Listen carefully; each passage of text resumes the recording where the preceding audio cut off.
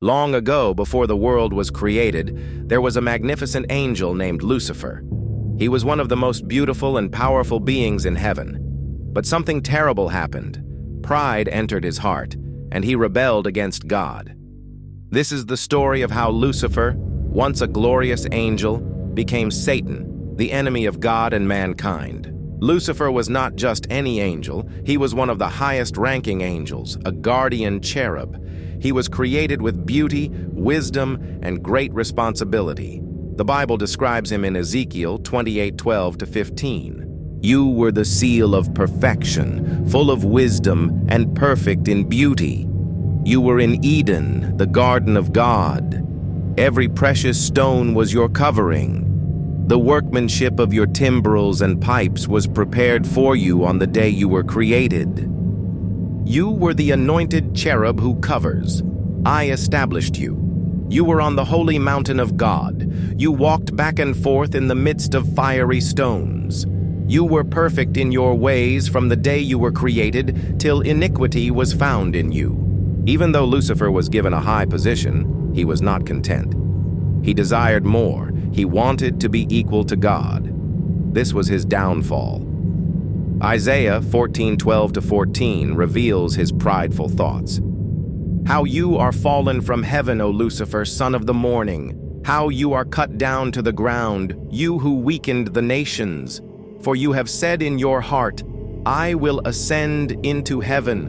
I will exalt my throne above the stars of God. I will also sit on the mount of the congregation. I will be like the Most High.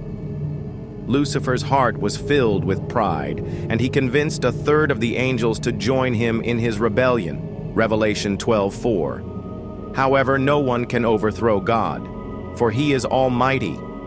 Because of his rebellion, Lucifer was cast out of heaven along with the angels who followed him. Jesus himself spoke of this event in Luke 10:18. I saw Satan fall like lightning from heaven. Revelation 12:7-9 describes this great battle. And war broke out in heaven. Michael and his angels fought with the dragon, and the dragon and his angels fought, but they did not prevail, nor was a place found for them in heaven any longer. So the great dragon was cast out, that serpent of old, called the devil and Satan, who deceives the whole world. He was cast to the earth, and his angels were cast out with him. Lucifer lost his place in heaven and became Satan, the adversary of God and mankind. Now cast down to the earth, Satan sought to corrupt God's creation. He deceived Adam and Eve in the Garden of Eden, Genesis 3:1-6, bringing sin into the world. Since then, he has continued to tempt and destroy people's lives, as seen in 1 Peter 5:8. Be sober, be vigilant, because your adversary the devil walks about like a roaring lion, seeking whom he may devour. But Satan's power is limited.